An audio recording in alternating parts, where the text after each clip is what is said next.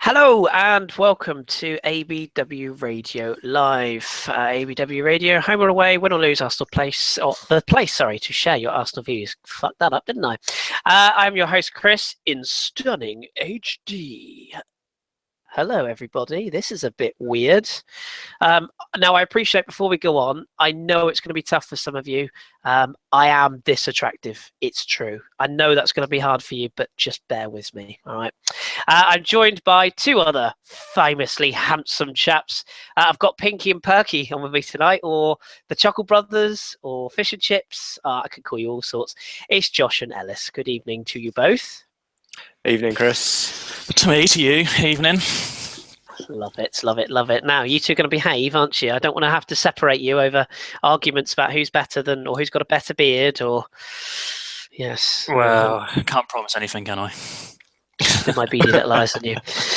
Right, welcome one and all. We've got a busy chat room as usual, 70 of you lovely people there, and my cat's just joined us as well. There's Tommy.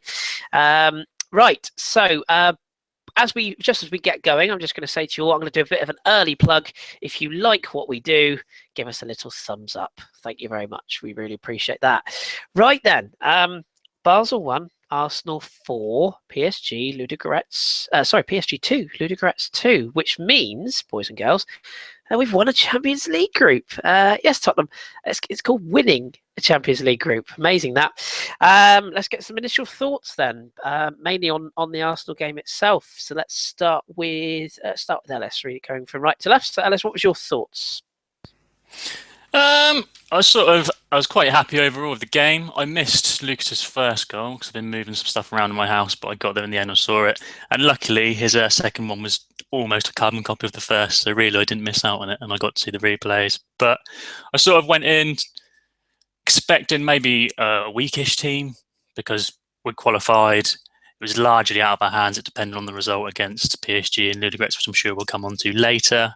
So I wasn't expecting too much. Saw the lineup, thought, wow, it's quite a strong team. Was a bit surprised Alexis didn't get a rest. There was a bit of a time in the game where he got a bit of a kick in, and I got a bit worried. But all in all, a pretty good performance. I thought we all played quite well. Some of the guys that came in thought they did well. Like, we've had games before when some of the fringe players have been brought in and they haven't really staked a claim or done anything to help their cause. But I thought the guys that came in today really had a good crack of it. Obviously, Gibbs been involved quite heavily in all three of Lucas's goals. I thought Espina, when they did have chances and we messed up a bit at the back, he made some quite good saves. And I thought Rob Holding, other than his sort of incident when Dimbia came on, I thought he was pretty solid for the game. So all in all, pretty positive. And obviously with top in the group makes it all that bit better. Positive. I like the word positive. That's always good. Josh, are you equally as positive? Well, you've got to be after a win like that, and just a win in general. Yeah, to echo what Ellis said, Lucas was absolutely superb on the night. It was one of those lineups that we've been crying out for a while, when there's a game there that, we just need to get it done, get the win. And beforehand, we've struggled and, gone through it and we're like, oh, for God's sake, why doesn't Wenger start with Ozil and Sanchez and we just get it done in the first half, and then we can start looking to rest players. And that's exactly what happened tonight. It was kind of the tale of two young centre-backs on either side of the teams, with Rob Holding doing absolutely superb, I think, for his Champions League debut, and Balanta on the other team for Basel, who had a bit of a horror show, to be honest. Definitely at fault for Lucas's first two goals, but I'm sure we'll get onto that in a bit. Yes, yeah, we certainly will. Quick shout out to the chat box already. That's a zinger straight away from Saif9091. Perez hat trick brought to you by Kieran Gibbs. Superb work. Good stuff there, sir. Okay, so we'll come on to the bits and bobs of qualification in a minute. Let's start with the Arsenal game itself then. 2 up before you could blink an eye, really. And I think it was sort of all eyes on elsewhere at that point, because it seemed like we were cruising. Ellis, fair to say 2 fairly simple goals from Lucas Perez, but as the cliche goes, you've got to be in the right place to score them. Awful defending, but nevertheless 2 goals for the Spaniard. That's going to do his confidence the world of good before he completed his hat-trick, of course, which we'll come on to. Yeah, exactly. I think he's going to be pretty pleased with the chances that he got today. Like, you can't complain really when you've got 2 like absolute sitters that have turned up. I think on the first goal, he was quite composed, really. He had that chance, he took a touch when he could have just swung it and put it in, but he took that bit of extra touch, waited for the player to fall down his ass, and then popped it in. And then the second goal, like I said, pretty similar to the first one, coming in from Gibbs and getting into a load of space where open just for a tap in. So I bet he can't believe his luck. But I'm happy for him, really, because he came on, he made an impact. I think it was against Nottingham in the FL Cup, and then he got injured, came back again for the Southampton game, and people were quite critical of him. I thought a bit harshly so, considering how little games he's actually played for us. So to come back, play in the Champions League of all places, and to get a hat trick, I bet he's buzzing, and I'm happy for the guy. Yeah, me too. I have to eat a little bit of humble pie later on, which we'll certainly touch on that. Josh, at 1-0 comfortable, at 2-0 even more comfortable. Did you have any sort of concerns about us killing them off at that point, because we were just so superior? It never looked to me like Basel had any sort of a foothold in the game.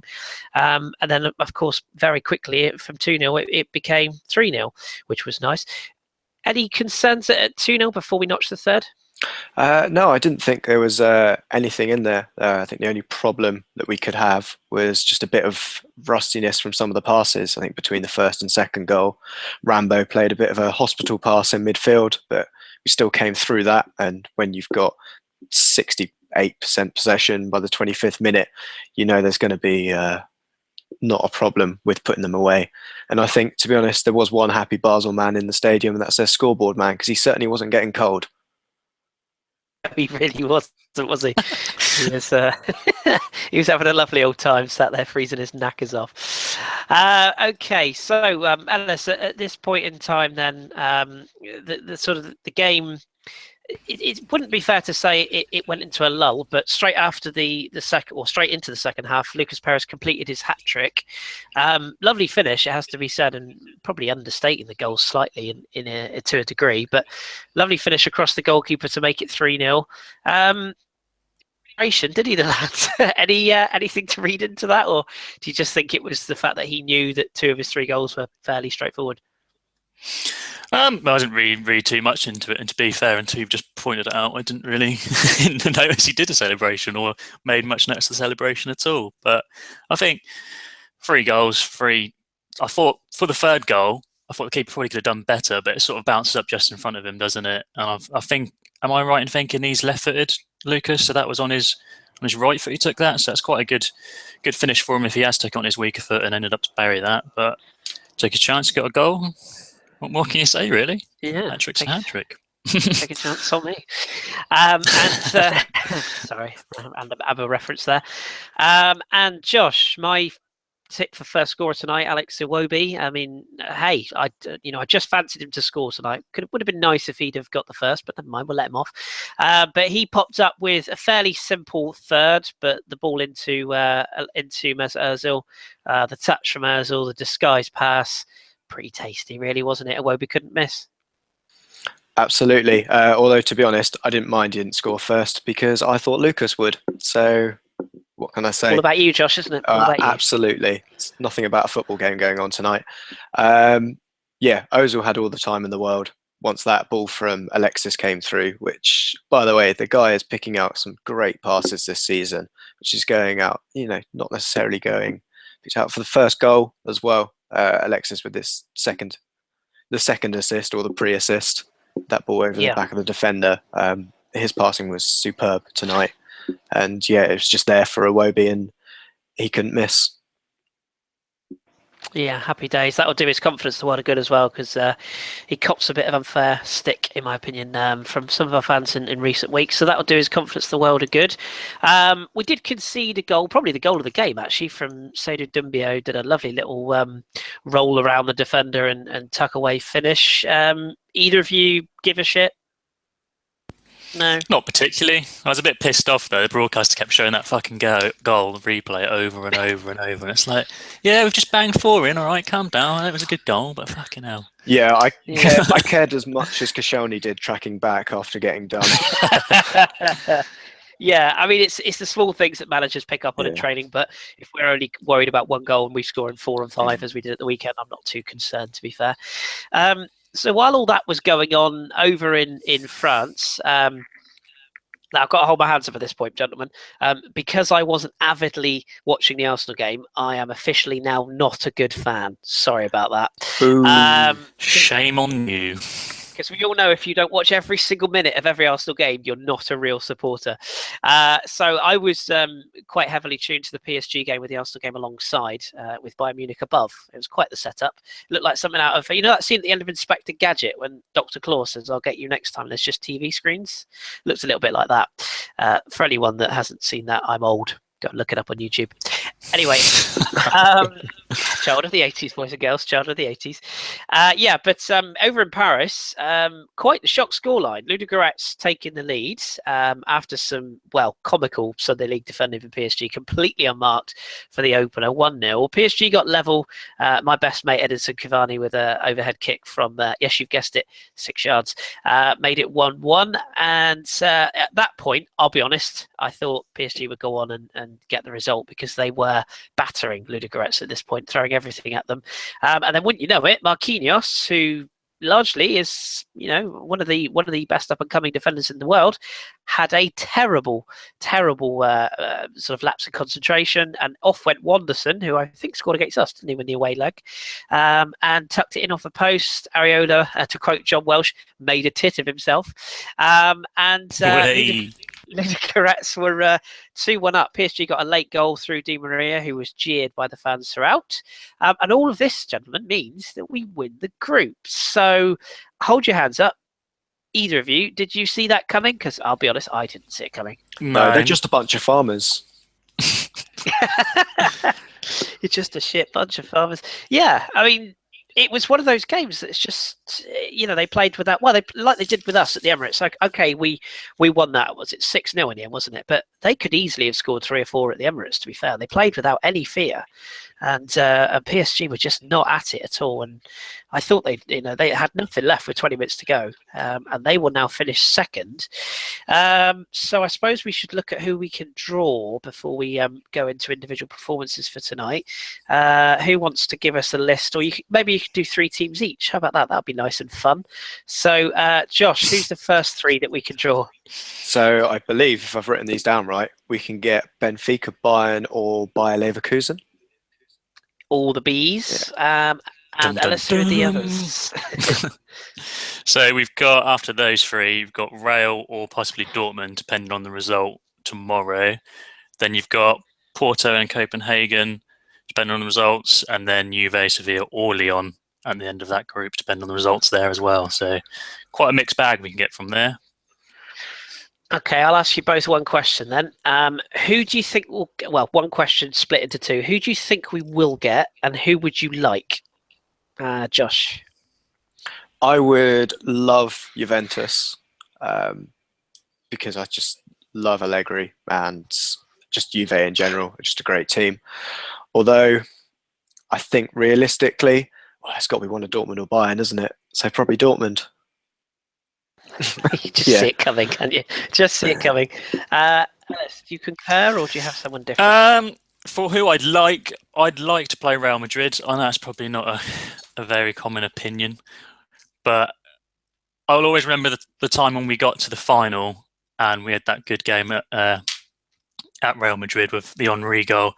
And I'd just like to play someone a bit different other than Bayern Munich or Barcelona. So it'd be nice to, I think, if we got Juve like Josh would like, I think they'd really frustrate us. And the same with, we can't get them, but if we got someone like of Atletico Madrid, I think that's a similar team that could really frustrate us in the way they play, but obviously we can't get them, so it's not too much of an issue. But I wouldn't really like Juve, and in terms of who I think we'll get, it's going to be Bayern, isn't it?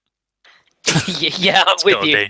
I have a funny feeling it'll be Bayern, or I've got a feeling that actually tomorrow, because tomorrow's game will see the outcome of a couple of those groups, and the one that I'm really torn because I'm desperate to watch Lyon, but part of me really wants to watch Real Madrid Dortmund, and I've got a feeling that Dortmund will get something from that game.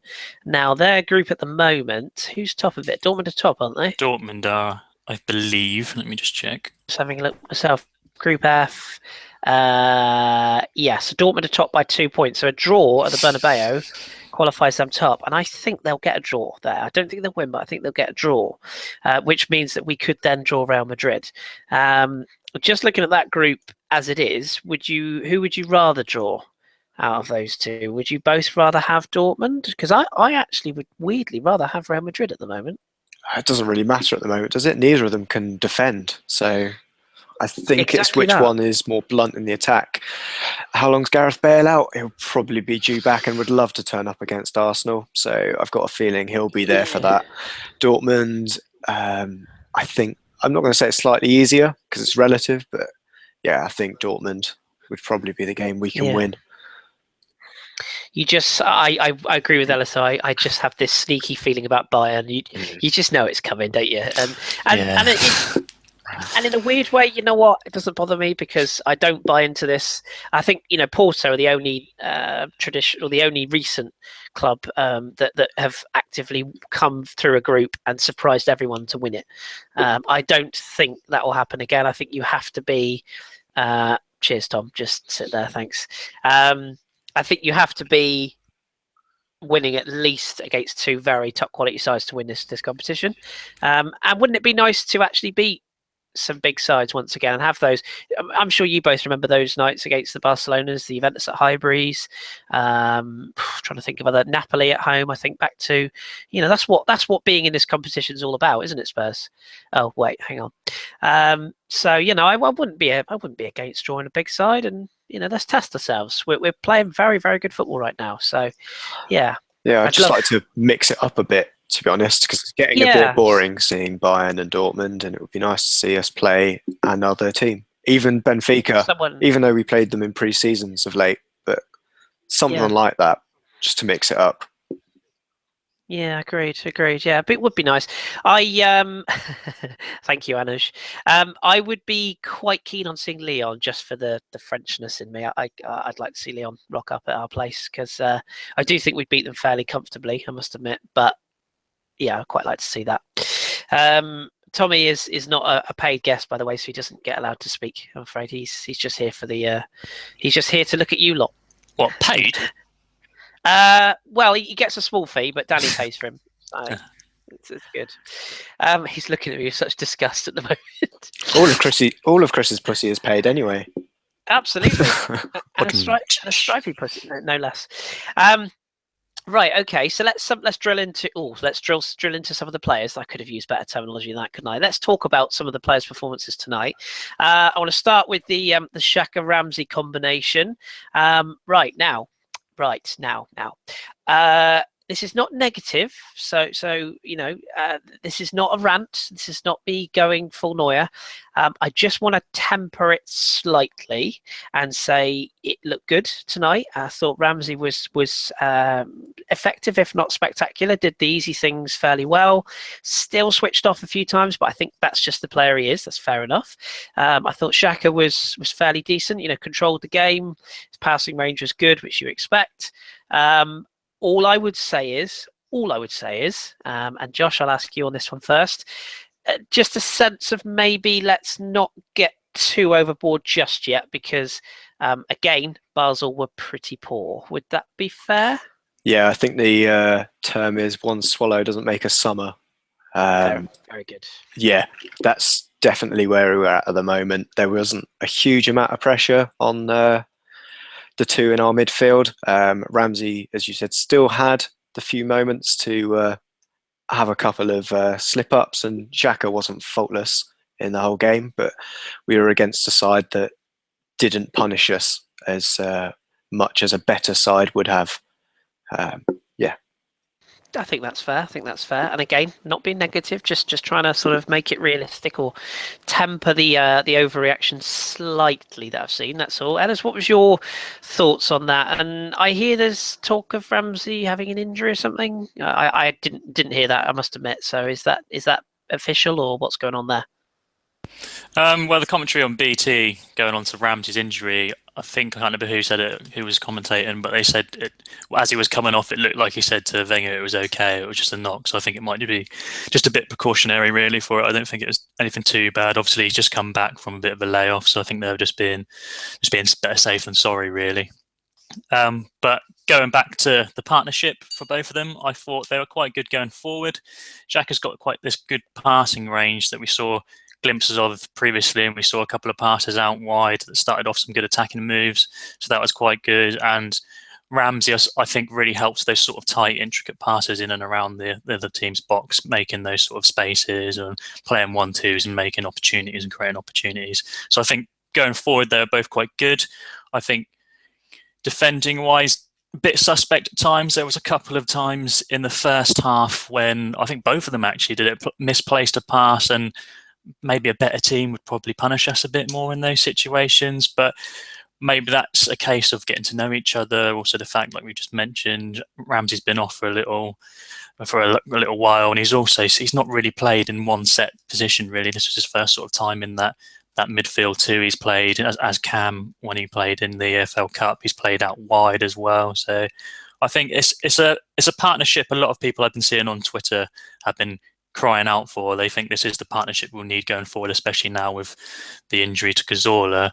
But what I will say is neither one have quite got the engine of El Neni or the athleticism or the destroyer type of Coquelin. So they've both, all of those four like options we've got in those holding midfield roles, or not really holding midfield, but that midfield pair, have all got their own good points, and they've all got their own, not bad points, but weaknesses. But I thought they played quite well. But like you said, it's hard to measure up because it is a weaker team, Basel. Like no matter what you say, the Swiss league is not the same level as what we're going to be facing in the Premier League or further on in the Champions League. So it's baby steps, really, isn't it? We'll see how they go. I think they've showed promise anyway. Yeah, agree. I say, it's not to downplay it. They were both did a decent job tonight, and fair play to them both for performing the level they did. I thought the one thing that I really noticed was the amount of time Basel gave them, and that when you look back at that, Delgado and El Yunusi in particular were bombing on, and even Seri Die, who's not the best disciplined footballer, who was supposed to be playing alongside Talent Jack, was just bombing on, and it was often like 3 against 1 in midfield, and that gave Arsenal a lot of space to exploit. So whereas I guess in the Premier League they probably won't get that sort of space, but nevertheless, if you're going to build a partnership on confidence, a game like this is probably a good one to do it in. So we will watch that, and for sure, with Arsenal fans, this one will run and run, won't it? Nobody will be happy. If the two play together on Saturday and we get beat, it'll all be their fault. So, yeah, you can't win it all. I think the positive side, although we're having arguments and it's all about opinions and who we'd rather prefer there, but the fact of the matter is we've now got options in those positions. If you go back only a season and a half ago, Coquelin got injured, Cazorla got injured. We had the likes of Flamini and Arteta who both weren't quite up to the standard that we needed. But now we've got options there. And this Cazorla injury is going to be bad for our season. I think everyone can agree on that. But I think we're a bit better equipped to cope with it than we have been in previous seasons, which is only a positive in my eyes.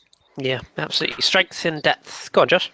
I think just to play devil's advocate on that, we have got a lot of options, but if one player drops out, like Cazorla has, we've got to change our whole system to accommodate that one injury. I think with the other four you've named, they're slightly more interchangeable, but Santi gives us something that those other four can't.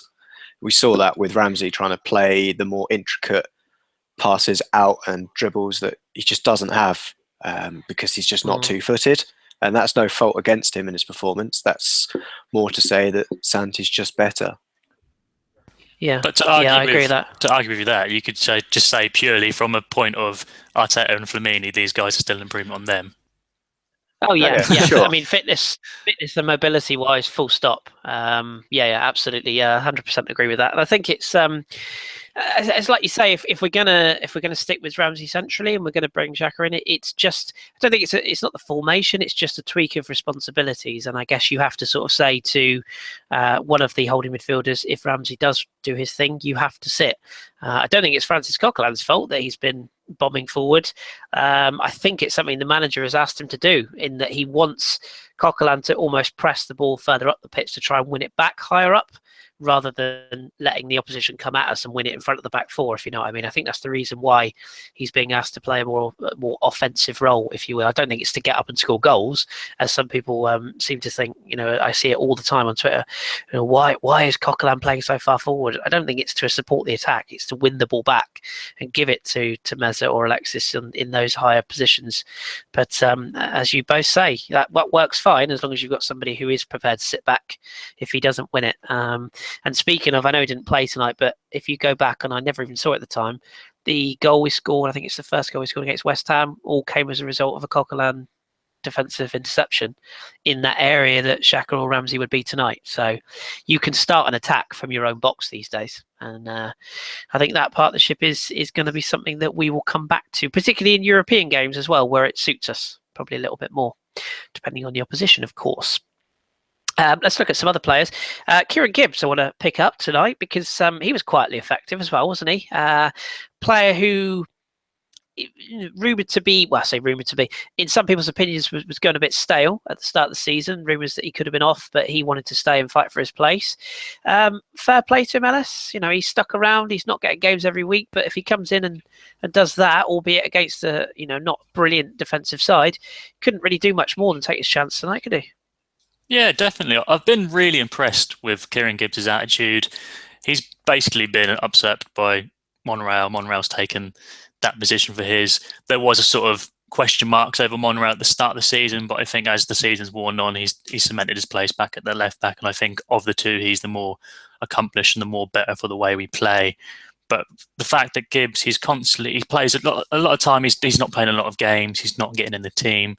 But most of the time when he's called upon, he does put in a good shift. And today, I think he done really well. He's given Arsene Wenger the question whether he should or not. And you might see a bit of more rotation, especially over this sort of winter period when the games come thick and fast. And if he can continue to put in those performances when called upon, then it's only a good thing. I think in that left-back position, we've got two very good left-backs there.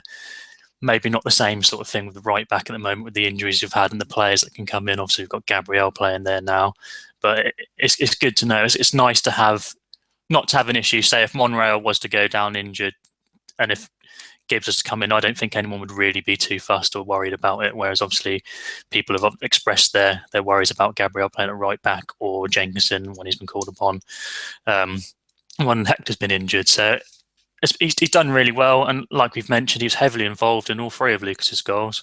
So you can't fault him as long as he can keep this sort of form up and continue putting in those performances when we need him. Then that would be good.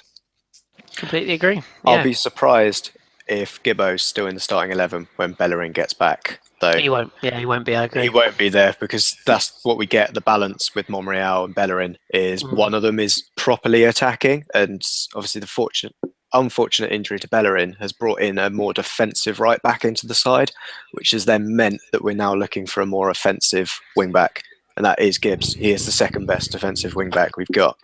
It's just unfortunate that we can't play him and Bellerin at the same time against most opponents because we're just not good enough at the back to be affording two defenders up there.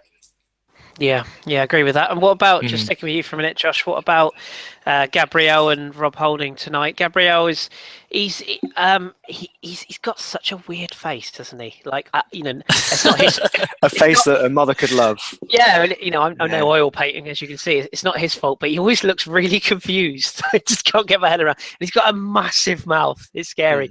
But taking his looks aside, given what he's been through, obviously in the last week, emotionally, and I know they're all professionals, yada yada yada. But he's quietly been effective. And I wonder if playing Gibbs, particularly tonight, as you just said there, Josh, was the opportunity to play an attacking left back with a more sensible defensive right back, if you will. And again, Rob Holding as well, and both quietly impressive tonight. And it's a game like this for Rob Holding will do him wonders of good, won't it? Because it's another experience in a Champions League game where, let's not forget, something did ride on it. Absolutely. It's the kind of game where a player like Rob Holding can afford to make a mistake and we won't be punished as badly as we would in other games, because he was at fault for the Dumbia goal. But as we've said, Koscielny couldn't give a flying fuck about whether or not that went into the back of the net or not. He was happy to stand off, and that's the kind of thing that we need to do with young centre backs. They need to learn to make mistakes in an environment where they can, and it doesn't affect the team, so it doesn't knock his confidence. Because again, going back to Balanta on the other team, that's exactly what happened to him. He got a dodgy injury over in Brazil because he should have been over a lot earlier into European football until that happened, and he took his mind off the ball and wasn't doing the things that he was doing before. And then on the Brazilian Gabriel, or the Brazilian Martin Keown for his looks and general with around play, he was absolutely fantastic. I didn't realise how technically skilled he was with his feet. He was playing the right passes, and for a centre-back, it's great to know that we've got 3 or 4 centre-backs now in the squad that know how to play a pass, and people were calling for Gabriel to go out, that if he's happy in the current position he's got in the squad, then I'm happy for him to stay, because we've now got someone who will happily replace Mustafi in holding, and someone who will happily replace Koscielny on the left side of defence in Gabriel, which is where he favours to play more often. And the only person I'm worried about is Callum Chambers, if he can get back into this squad ever. And he, by the way, has been one of the best defenders of the Premier League of recent weeks. He's been absolutely. Absolutely fantastic. And his partnership, I was watching him quite closely last night, his partnership with it's Ben Gibson. Yeah, future really. England captain, I think, that fella. He is absolutely immense. Really, really good, and I was really impressed with them last night. Even from watching from a defensive standpoint, I thought they were very, very decent. So, fair play to him. And as you say, it's more game time at the end of the day, and that's all you can really ask for when you're giving players a chance. And when you look at it, when you look at the money John Stones has cost, and it's not fair to compare the two directly. I get that, I understand that. When you look at the money he's cost, and again, I watched Marquinhos tonight make an error that, frankly, if somebody did that with my Sunday morning team, I would drop them from my Sunday morning team. It was that bad a defensive cock-up. Marquinhos is rated as a £50 million centre-back in the European market. To get Rob Holding for less than £5 million, that might just be a very, very good bit of business. And if he keeps progressing and he keeps doing the things that he's been good at, keep him in there, I say, and keep giving him a game. On the Stones comparisons, I'd probably not look at the last transfer of John Stones to compare him in terms of rise, because he came from, was it Barnsley, into Everton for £600,000 from rightly. Wasn't a lot of money, and he was converted from a right back. I think we've got to look at that progression, because he came from League One, as did Rob Holding, playing in similar circumstances, and then getting himself into the first team. So I think that's a better comparison than the £50 million Manchester United Manchester City marquee signing that he is now. Yeah, good shout. Yeah, I can't disagree with that. I'm going to try and find it. Somebody tweeted me some thoughts on Gabriel the other day, and I don't know if I replied to it or not. But if Are they out of reach? There's a joke in there somewhere, isn't it? Yeah. But I'm failing. Hang on. It's unfortunate. So I'm pretty sure it's only Gabriel's only hit. Yeah. Well, didn't she have? It's the only one, isn't it? Yeah. She was the one with the eye patch, wasn't she? She was. She was indeed. Yeah. Is she actually blind, or is that just a fashion statement? I don't know. I think she actually is. But let's move on before I get sued. Exactly. By a fellow pirate. Whoopsie daisy. If I can find that tweet, I will give it some airing, because I never did address it at the time, so hopefully I can find it. Anywho, let's talk about some other players that performed tonight. Let's pick up on Alex Iwobi, because, again, as we said earlier, a goal tonight and a fairly solid performance from him. Yes, he still gives the ball away, but I'll urge people once again just to remember how old the kid is and where he's come from. A lanky kid who got his debut at Sheffield Wednesday. He's 20 years of age. And that goal will help his confidence no end tonight, do you think? Yeah, definitely. He's come up for a bit of, I wouldn't say poor form, but he's not been in great form recently. And a lot of people in the Twitter world have been getting on his back, which is a bit harsh. Like you said, he's a young guy learning his trade. He's going to make mistakes, but he needs to make those mistakes to learn from the mistakes, and they're going to shape the sort of player that he's going to become and turn into. But he's got some skills in his locker. He's got good ball retention. He's got good passing sort of range. I think he's going to be a good player, and we need to not sort of get on with. We've had discussions about Jenkins and the sort of the abuse that he gets and how that might affect him mentally. We don't want to have another scenario like that, or a scenario where a young up and coming player plays a bit bad and then people start getting the back. They need to sort of just let him learn his trade, apply his trade, and improve himself. But I think, like you said, that he's another one of these sort of young guys, bit of a confidence player, and that goal is going to give him confidence. I mean, it's another one that's literally laid on a plate for him, similar to Lucas's goals. Mesut Ozil holds up quite well and plays him in, and you could see by the joy in his face when he runs over to Ozil, he's quite happy that Ozil's managed to play that back to him. So I'm sure he's quite grateful for it. But I think he needs games like that, really, because he has been out of the team for a little while now. I think Ox has been preferred to him in the Premier League and in other games. So as long as he can keep his confidence up and improve on what he has been doing at the start of the season, because he went through a little dry spell after making such a good sort of impact last season, he needs to sort of push himself forward a bit and work on it and get a bit better now.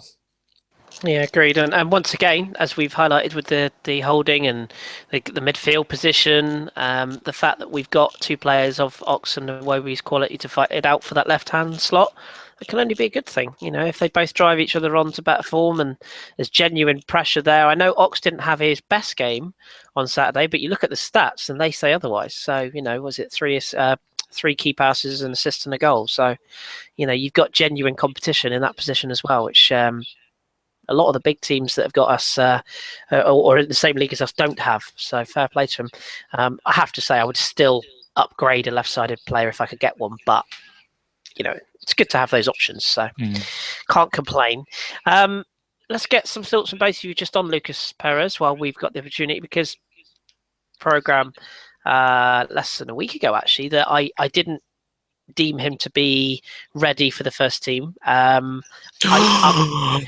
know, who'd have thought? And I'm gonna surprise you even more now, because I'm gonna say that even after tonight, I stand by those comments, because I just feel that, again, take nothing away from him, but he scored 2 tap-ins and a very good third goal. And the third goal in particular shows what he can bring us. I think the one thing we are going to see is I don't think he's going to be a centre-forward for Arsenal as long as he's got a hole in his arse. I think he is going to be that player cutting in from that wide midfield position. And if it works, fine by me. I think he started his career there and moved into a central role with Deportivo. It's almost like the reverse Alexis, isn't it? We're going to shift him from forward to right or left. But as I say, I stand by my comments. I still don't think he's ready to be thrown into the hurly-burly of the Premier League as a full-time starter. But once again, Ellis, I'll start with you. You know, a hat-trick tonight that's going to do his confidence the world of good. All he needs now is to learn to smile, the miserable git. Bless him. You were right though. He did almost look embarrassed with the hat trick he's got tonight. Fair enough, they are tap-ins, and I think he's only had 3 shots, and they've all resulted in goals. So they were easy chances. But you've got, like you said, you've got to be in those areas to take those chances. I agree with you. Really, I wouldn't. Well, I'll give him some of that. I wouldn't say he's not ready at all, because I haven't really seen enough of him to know. I didn't know anything about him when he was playing in the league. I didn't have a clue about him until we signed him, really. But what I've seen from him when he has played in an Arsenal shirt, I've been impressed. He's created chances for other players, and he's obviously bagged himself a hat-trick tonight. But I do agree with you. He's probably going to see more game time out on that wing than up front, purely because the way Alexis is playing up there, he's not going to take his place. And the fact that he's just gone on from that position and scored 3 goals, it's the always old saying, if it's not broke, there's no point trying to fix it. So you're not going to change it if it's working, really, are we? So, yeah, I think he's still got a way to go. Premier League's a lot different to the Liga. He'll need like a bit more bulking up and a bit more adapting to the physicality of the league. But he's making the right steps, isn't he, really? Yeah, I think that's the thing, isn't it? And Josh, let's get your thoughts as well. I think that's the thing you've got to look at. You know, he was very decent against Nottingham Forest. You know, aside clearly, no disrespect, but a lower level. And Basel, who ultimately were playing for not very much tonight, who were very poor at the back. But again, it's not to take credit away from the guy. He was in the right places at the right times.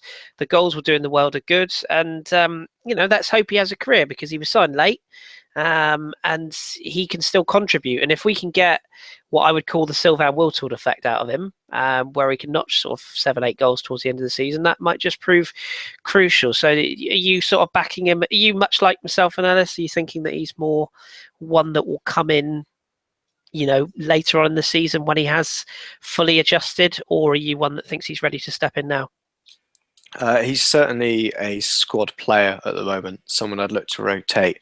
However, saying that, if you look at the rest of our wingers, you've got the Ox, you've got Walcott, you've got Iwobi.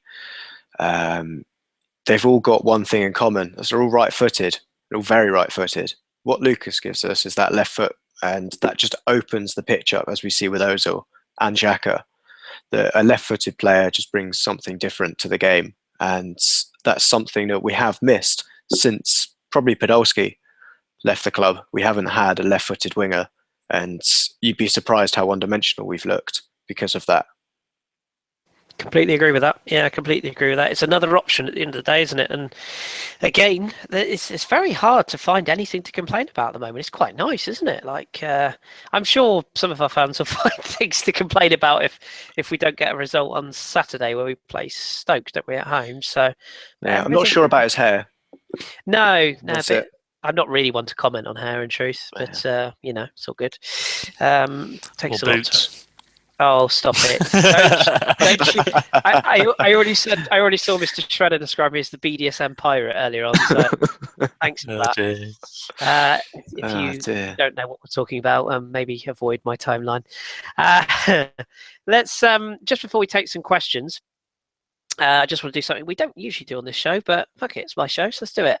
Let's just look at some of the other results from around the Champions League and see who we're worried about. So we've already covered PSG, who I still maintain through very tricolour-coloured tinted spectacles, can still, on their day, beat anyone in this competition, as they've proven previously. Napoli have won the group in Group B, beating Benfica, who will finish second. Yes, they're second. They've qualified. Barcelona, never heard of them. Don't know who they are.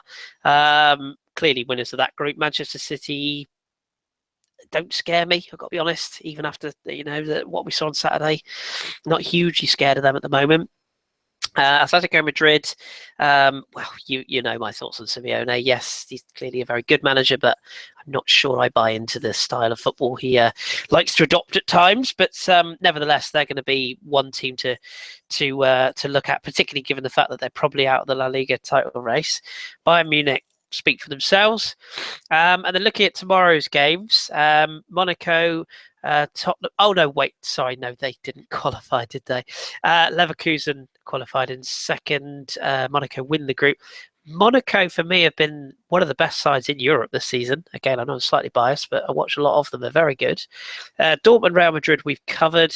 Leicester and Porto, we've covered. Of course, Copenhagen could still qualify from that group. I don't think they will, but you never know.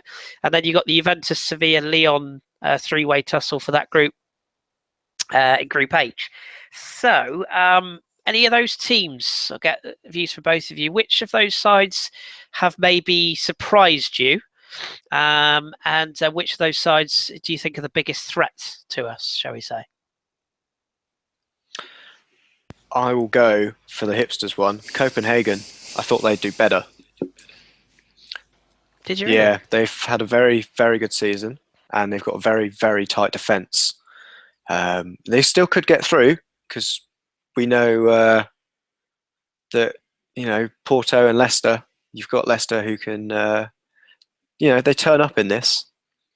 They turn up in this competition. So perhaps we could see Copenhagen sneak through, and they're potentially one of the booby traps that you could get in this Champions League. Maybe like a Monaco of a couple of years ago. Yeah, interesting. Yeah. Fair play to you. Fair play to you for saying that, because that is completely full hipster you've gone there. By the way, thoughts of football. I can't find the tweet. My Twitter doesn't let me. I'll keep looking. And while I do that, Ellis, is there anybody you fear? Is there anyone that you really see as a bit of a dark horse? Anybody that you can you can sort of pick out from that group? I fear all of them. It's the round of 16 and we hate it. We had Monaco and a few seasons back, and it was like, oh, we've had a good draw, we haven't got Bayern Munich, we haven't got Barcelona, and we went and fucked it up. So to be honest, I'm wary of everyone in this competition. You can't get this far and not be good, to be honest. Like it's called the Champions League for a reason. There are a lot of good teams there. I'd be worried if we got a weaker squad or weaker team even, and we didn't sort of step it up, or we didn't take it serious enough and we got punished that way. And I'd also be worried if we got one of the big guys. But I don't know, like you say, I'm not particularly bothered if we come up against the English teams. I think in recent years the English teams haven't been that great in the Champions League, and obviously we know them all quite well from playing them out in the league. And I think we could beat Leicester. We're not going to have to beat Tottenham because we won't be there, and we can beat City as well. So I'm not too worried about those guys if we do eventually come up and face them in the tournament if we get past this round. But I think I'd be worried about anyone because, like I said, they're all quality teams at the end of the day. I don't know enough, like Josh, about Copenhagen or some of the lesser known teams, but I think the Italian team Juve, I think I'd be worried about them just purely because of the way that the tactically inclined Italian teams can be. I think that could cause us some problems and frustrate us. True. Can I add one thing for Juve though? We notoriously play very well against a back three. That's very true. Yeah, that is true. Good point.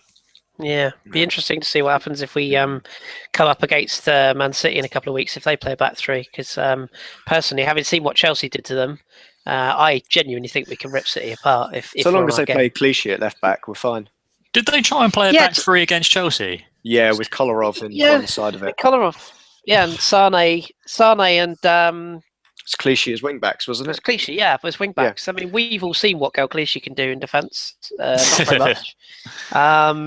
This is part of the reason why I'm not on the Pep train, because I personally see it as a bit arrogant to think that you could take a player as average as Clichy and rely on him in the back three or with Kolarov. They haven't really got the players to sort of fit that formation, especially when you put someone like Clichy in there. I don't know, maybe you could get away with it with some of the players they've got, but I think with Conte, you've got a man or a manager there who's played that back three for a long time and knows how to do it. But with Pep, I've not seen him do it a great deal. Absolutely. You look at Conte has taken David Luiz and made him look like a semi-competent footballer again. Yeah, Pep hasn't really had to have ever built a defence. No, he's never had to rely on one, really, has he? Let's be honest. Absolutely. Just blown teams away, and I might be alone in this. I don't think City are all that going forward without Aguero. I don't. Anybody else? I mean, I don't really get scared by them particularly. No, I think both them and Liverpool are very suspect at the back. The only team in the league that really worries me is Chelsea, just from the form that they've hit now and how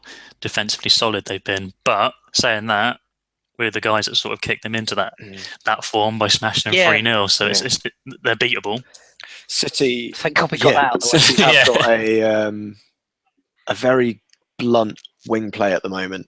I think at the beginning of the season, Nolito and Sterling were tearing up the league, and now you look at it, and I don't know if Pep's maybe playing around with formations too much, and as he likes to do. But Yeah, I agree. Okay, we'll leave that part there. I found the tweet, everybody. I found the tweet. So let's give it some air. Why not, for this gentleman who took the time to send me a longer message. It's from a chap called Ashley with a little copyright symbol. That's very funky. Nice picture of Alexis there. He's at Luka Modric. I like that. I'm sure he's a gooner, but he obviously likes Mr. Modric. And he sent me this on Gabriel. He said, since Gabriel's been mentioned a lot this past week, I wanted to know your thoughts on this. A lot of complaints Gabriel's had were about the way he goes into tackles, his timing, and how sometimes he looks completely lost. I know there's a language barrier, but but he could also be very unexperienced. He always talks about learning from Per and Koscielny as if he were Chambers or a youth player, even though he's 25, 26. If you think about it, he's also mentioned that he hadn't played organised football until he was 18 when he joined Vitoria's academy, and he moved up from Vitoria to Villarreal, Arsenal in a somewhat short space of time. Do you think Gabriel's problem may just be that he's sort of behind and still learning his trade? We've seen good things here and there from him. Do you think he might be a late bloomer like Koscielny? I think that's some very good thoughts there from Ashley. I think he makes some excellent points. I think for all honest, nobody wants to write off an Arsenal player, do we? We all want everyone to succeed. I think we've all just been a bit concerned about Gabriel's development in the time he has been here. I think that's the concern. And if this run of games at right back gets him actual game time and he can build on that, then great. I think we've got Per Mertesacker back in training now as well, isn't he? And Welbeck's on the way back, so there's even more options. I think it can only be good to have Gabriel playing games and enjoying it. So, anybody want to add to that tweet from Ashley? Anything else you want to add to that? Yeah, I think the only thing that is slowing down Gabriel's progression at Arsenal was the fact that we signed him on stats and stats alone. Wenger himself said he didn't check the player out mentally. So when he comes in, we've got to learn that from him. We've got to find out what he's like. And someone who didn't have great communication skills, it's going to take even longer for us to work out how to get the best out of him. What he understands, the way, how he trains, and all of those things that happen behind the scenes, so to speak. And it's funny how nobody mentioned the fact that Alexis Sanchez doesn't speak very good English. Funny that, isn't it? Yeah, but when I look at Gabriel, I don't know what it is about him, but obviously he struggles with English, but I reckon he just struggles with language full stop. I just don't think he's a very good communicator as it is. He's fluent. He just looks a bit manic. But saying that, there are a lot of managers and players that have gone through their careers saying they don't speak very good English, and it being absolute lies. I can think of a certain Tottenham manager that refused to do interviews whilst at Southampton for a good number of years, but whilst being fluent in English, just because it made his life easier. And maybe Gabriel's doing exactly the same thing. Whenever, this is so mean, but whenever I think of Gabriel talking, I always think of Napoleon Dynamite and my name is Pedro. I just imagine him, that like vacant expression, just saying the same thing over and over again, or going in like Subway and just going, "Okay," and just pointing at stuff. Like, vote for Gabriel. From watching all of the Arsenal videos that are put out, every time he's there, he looks like a terrible introvert as well. I think it must be so difficult getting a conversation out of him. But I think that it takes all kinds of people to make a world and a squad. We're going to need someone like him in there. When he's on the pitch, he is definitely not an introvert, so I'm happy with that. Yeah, agreed. Okay, thank you, Ashley, for that tweet. I shall have to tweet him back because I don't know if he watches the show, so I shall drop him a line in a minute. But we'll finish with 5 minutes or so of questions from you, lovely lot. Just a reminder for anyone who's come in to our show late, if you like what we do, give us a little thumbs up. It makes Danny happy, and a happy Danny is a happy ABW. So give us a click if you like what we do, or even if you don't, just lie. We won't care.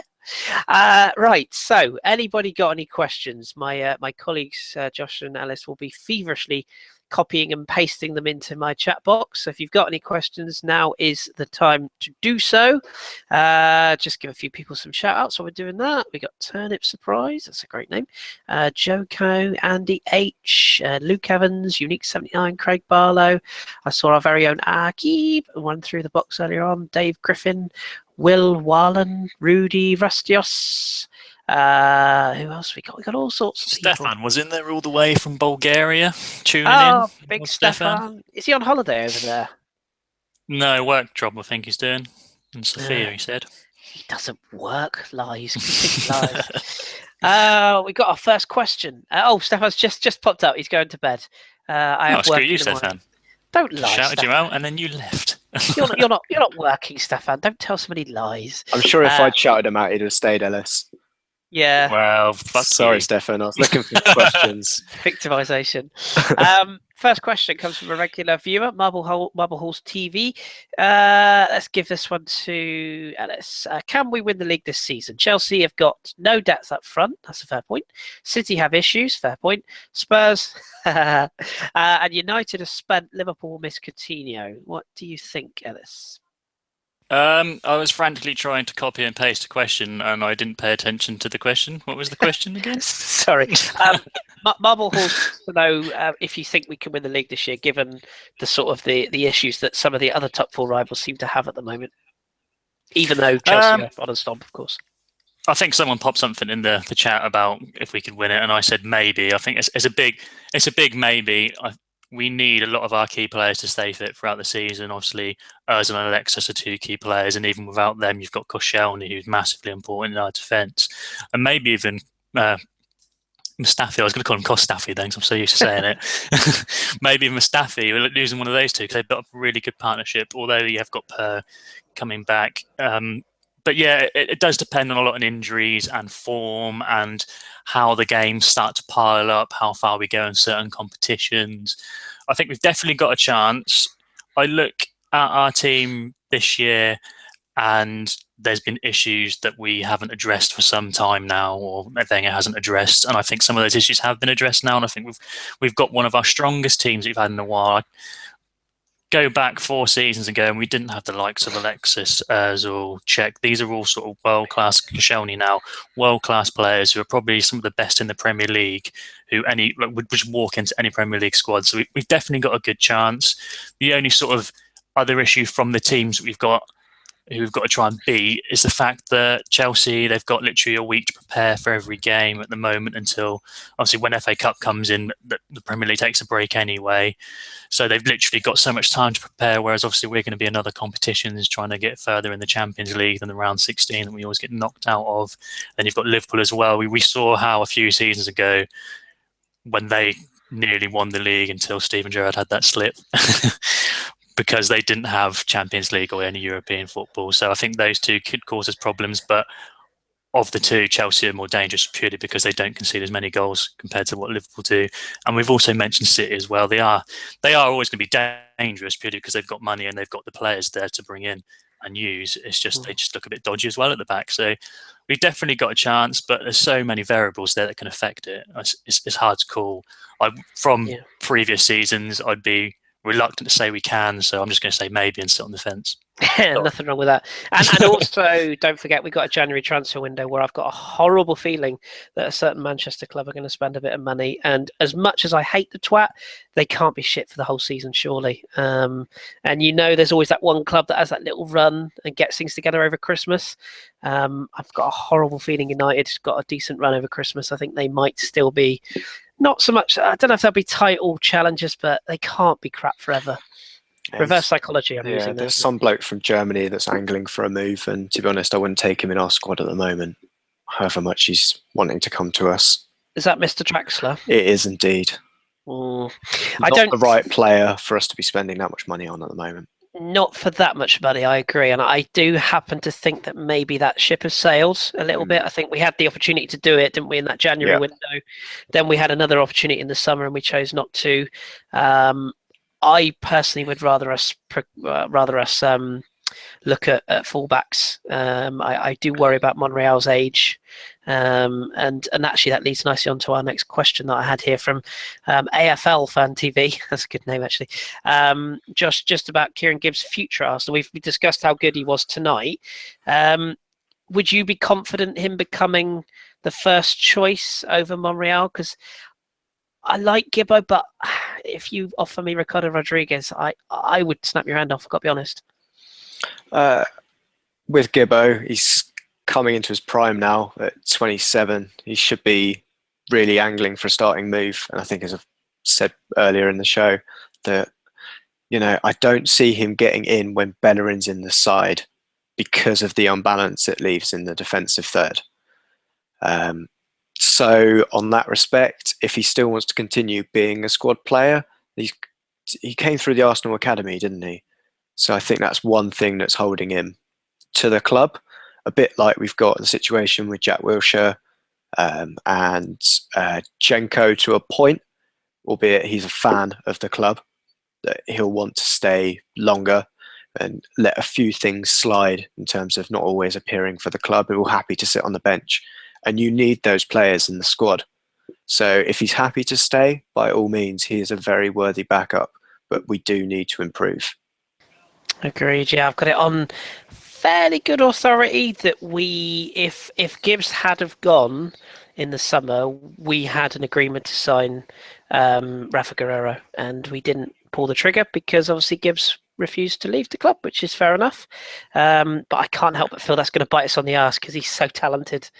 But that would be another issue, though, that we're talking the same thing: attacking left back, attacking right back. Yeah, I guess to a degree. Again, I think it all depends on how mobile your holding midfield players are. If you've got two holding midfield players that are adept at getting across and covering, I think you can afford to do it. I mean, look what Chelsea are doing with, playing Victor Moses out there. I mean, if you've got a player who's willing to do the dirty work like Kante does for them at the moment, you can probably afford to get away with it. But you have to.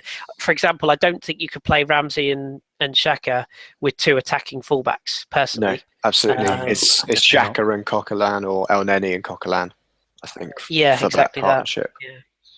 Or even a three-man midfield with one forward and two wingers rather than that system. So yeah, but we shall see. Let's have another one here. Let's see this one. How far will we go in the Champions League, Ellis? That's a good question from the same person. No, sorry, it's from Rudy. My apologies. Very relevant to tonight. So go on then, call it. How far do you see this taking? For fuck's sake. No pressure. Like, history shows we'll go out at round 16, but we've given ourselves such a good opportunity. We've topped the group, but even now, top of the group, we can still pull out Bayern Munich. If we pull out Bayern Munich, I don't fancy us even there. They're going through a bit of a rougher patch than what they have been doing in previous seasons. But yeah, I think we can get past the round of 16 purely from topping the group tonight. So I think we can get further, but I think when it comes to the thick of it, when we start pulling out the Bayern Munich, your Real Madrid, your Barcelonas, your Atletico Madrids, I think they, on paper, are a lot better than us. I know that doesn't mean much in football nowadays. You can have a squad, as long as they've got the right attitude, you can beat anyone, really, I believe. But I just think from previous seasons gone by, that when we do come up against the bigger teams, we haven't really set down a marker. So I think we'll get past round of 16, but probably not much further than that. Fair enough. I'm going quarterfinals myself. I think we'll get past the next. Well, I mean, I suppose it's all speculative until we see the draw, isn't it? But I do think we're capable of definitely getting to the quarterfinals. The draw sets up who we can potentially get in the quarters as well, doesn't it? That's true, yeah, because we get all the brackets, don't we? Yeah. So I think seeing what side of that draw we pop up on. Is it this week or next week they do the draw? Or is it next year? I don't know. I get confused. I would assume it's next week. Yeah. Yeah, I don't think they leave it to the next year, do they? No. They might do. I can't remember. God, no, of course you've got to get through the Europa League as well, haven't you? So I guess maybe it is next week. Okay, we'll keep across that. Thank you, Simon, by the way. We've got time for a couple more then. Unique 79 question for the panel. If we progress even further in the Champions League, do we stick with Ospina or play Cech in goal? Now, that's a good question. For me, you stick with Ospina. So I'm tempted to say to the final. But that's being very, very over-ambitious, maybe. What do you reckon? I mean, I would stick with him because I think he's a very good goalkeeper and he would be first choice at most clubs, I think. If you're going to back a player, surely you've got to stick with him, haven't you? I think it depends on our opposition. Pure and simple, because Cech is very good at certain things and Ospina is good at certain things. If we've got a team that likes to punt in crosses, I probably want Petr Cech between the sticks rather than Ospina. If you've got a team that is more of a long distance shooting team, then I prefer Ospina. He's a better shot stopper than Petr Cech, especially at the near post. So yeah, I think it depends on the draw when we get to the latter part of the rounds. But then again, Ospina is only playing in the Champions League for us this season. Touch wood, if Cech doesn't get injured in the Premier League. The guy's not playing FA Cup and he's not playing, wasn't playing the EFL Trophy.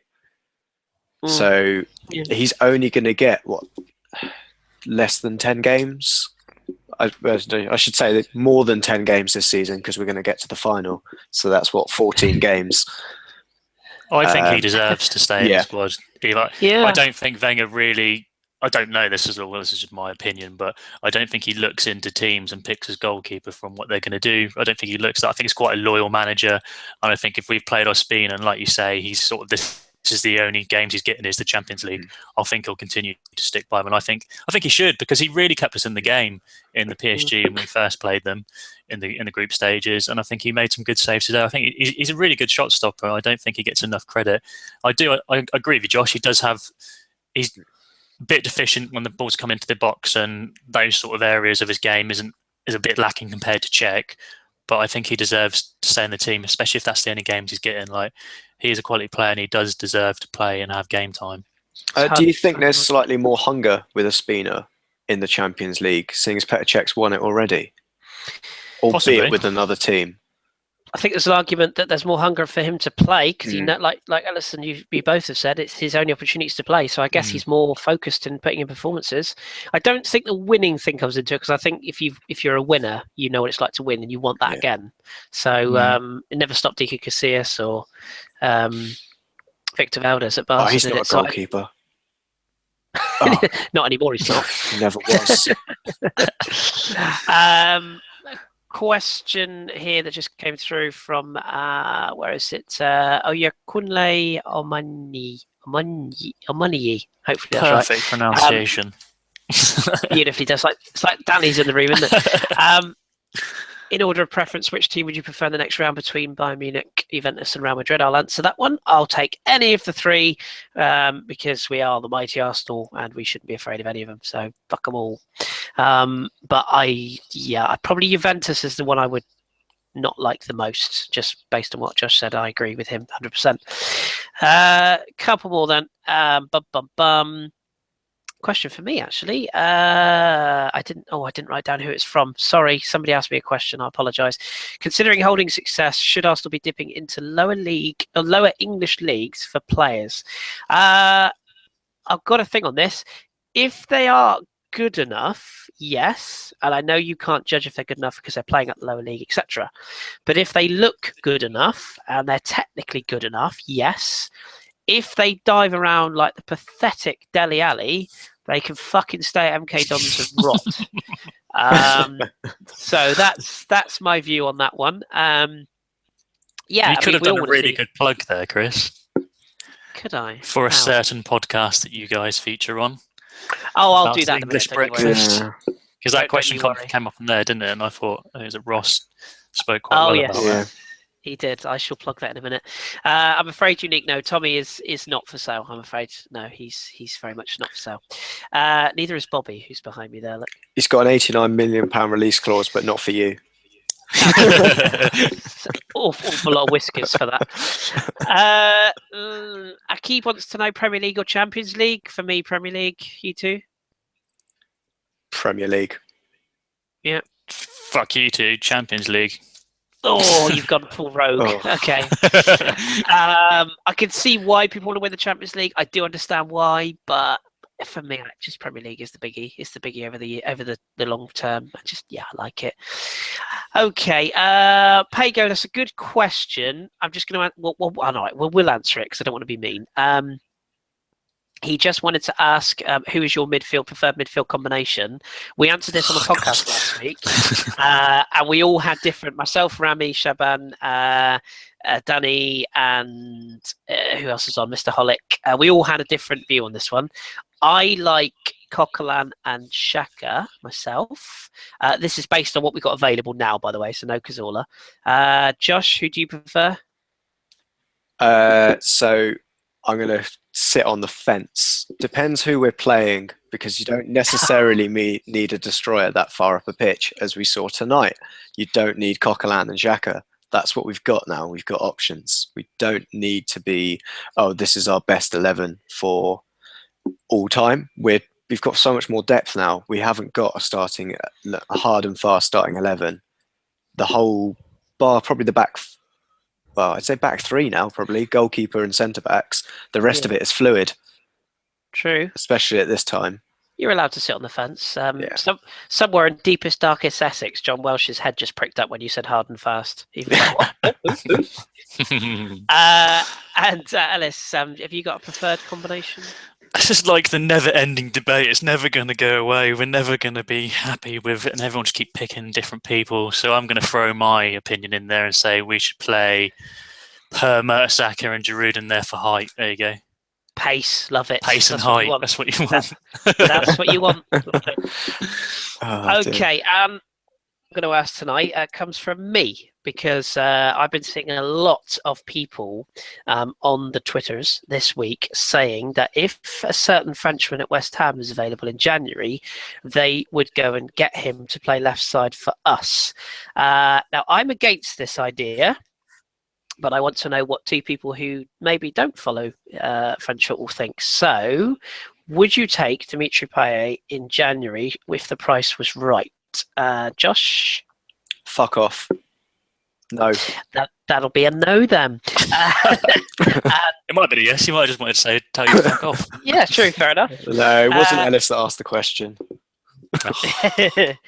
Anything you want to elaborate briefly on with that? No, any reasons why? Too mercurial for my liking. Yeah, I can't disagree with that. And Ellis? Surely if the price is right, then yes. What if the price was like, What here, is I the have right a pound? Yeah. What is the right price? Let's say I offered him to you for 35 million. Would you spend that much? No, I wouldn't spend that much on Dimitri Payet. I don't think we'd even get him for that much from West Ham. I think he's a good player and he does have his attributes, but for that price, I'd rather risk not getting a player in January and then get a bigger name or a better player Finished article. in September. Is that 35 not million September, pound? not leave it that late, but in the summer. So, Yeah. Is that £30 million in taxpayers' money? I think it probably is. Okay. Yeah, to sponsor the stadium or Yeah. something. Yeah, and people forget, he's not a young lad. He's 29, 30 now. I got an awful lot of stick last season for saying that that Payet is a very talented, but mercurial is a good word, and he can be very overrated. Now, there's a reason why he was let go from a lot of clubs he's been at, and he tends to perform when he's got something to play for, i.e. the Euros last season, or when the team is performing around him. He's not a player that can often drag a team with him. And I know people will say immediately, "Oh yeah, but he dragged West Ham up with the season last year." I don't think he did. I think he contributed massively to a West Ham side that were performing at their optimum level last season. And as brilliant as his free kicks are, and they are, you can't just sign somebody on the strength of a free kick, in my opinion. And his work rate sometimes is questionable. The one thing I would say, though, unlike a certain Mr. Merson, he did not make his name at West Ham. You absolute idiot. Sorry, I cannot get off that soapbox. It wound me up so much when I read that. Anyway, so there we go. There's our questions done. Right, we'll leave it there because we've got an extra 10 minutes more than I planned to anyway. So you've had your fill of us for tonight, boys and girls. Thank you very much for joining us in the chat room. If you've been with us, we appreciate it. If you've given us a thumbs up, we love you dearly. If you didn't, then why haven't you? Do it. But thank you very much for joining us. We really do appreciate it. We'll be back after the Stoke game on Saturday. Is it something like Saturday. a 3 o'clock kickoff? Indeed. I don't know what one of those is. No, So that's when El Clasico's played. Oh, that was ridiculous over the weekend. It was, wasn't it? 3 o'clock kickoffs really annoy me as well because then I can't sit back and watch the evening game. So, yes. But anyway, we'll be back. We'll be doing a show on Saturday. Somebody will be here. The podcast will be available, of course, on Thursday night, late Thursday evening. The lineup this week, I've forgotten it already. Jace is scheduled to host, subject to work. So it'll either be me or Jace hosting. If Jace is free, he will host. If not, I'll be the emergency substitute. Danny will be there. I think Jeff Arsenal. I think Mr. Welsh is on this week, actually, from memory. So if you're a fan of shitbeards, tune in. John will be there. And as Josh so eloquently mentioned, if you like listening to my dulcet tones, and frankly, who wouldn't? No, I know you really wouldn't. But if you do like listening to myself, or indeed a colleague of ours who these two gentlemen know well, Ross, we do a show called the Football Hipsters Podcast, which you can tune into. We're on iTunes, SoundCloud, and YouTube. Tweets are all over my page. Have a look at that. If you like European football, the Tuesday show is for you, which just released tonight.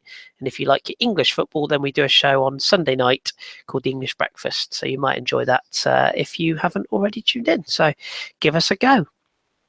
Right, that's it from us then. My thanks to both Josh and to Ellis. Thank you, gentlemen. Thank you very much. Thanks for scraping the barrel and getting Josh on with me today.